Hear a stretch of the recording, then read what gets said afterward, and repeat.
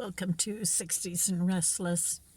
I thought before I get out to take my walk, I'd talk a little bit about the rapidity, how quickly the aging process escalates. I think as a younger person, we look at older people and we thought it's a gradual process. And to some extent it is, but it seems like the jump from 50s to 60s isn't that big. But then within the 60s, it escalates, it goes much more rapidly. I was speaking to somebody on a trip I took, and she was about 10 years older than I, and she mentioned that it gets even faster with almost every year. You notice more and more and more.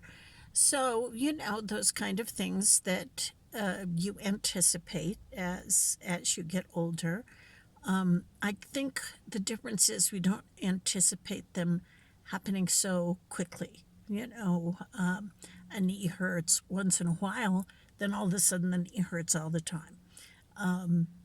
It's kind of easy. You can push yourself, you can somewhat lose weight, then all of a sudden you can't lose anything. It's just everything's harder, everything's more difficult. You start to notice you do things that you saw your parents do. And so, it's just, it has been surprising that it hasn't been a more gradual process. It's more leaps and bounds. And, I started this channel just to kind of record my thoughts on aging. And so I just thought I'd put this in there and see what you think. Has it been like that for you?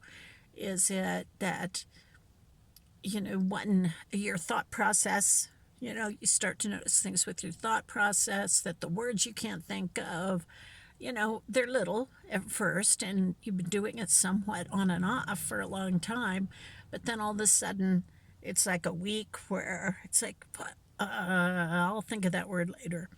And whatever it is, whether it's something physical, mental, it's just part of the process. And I'm just finding, 65 on to be quite different from 60 to 65. So I'm just wondering, is it the same for you?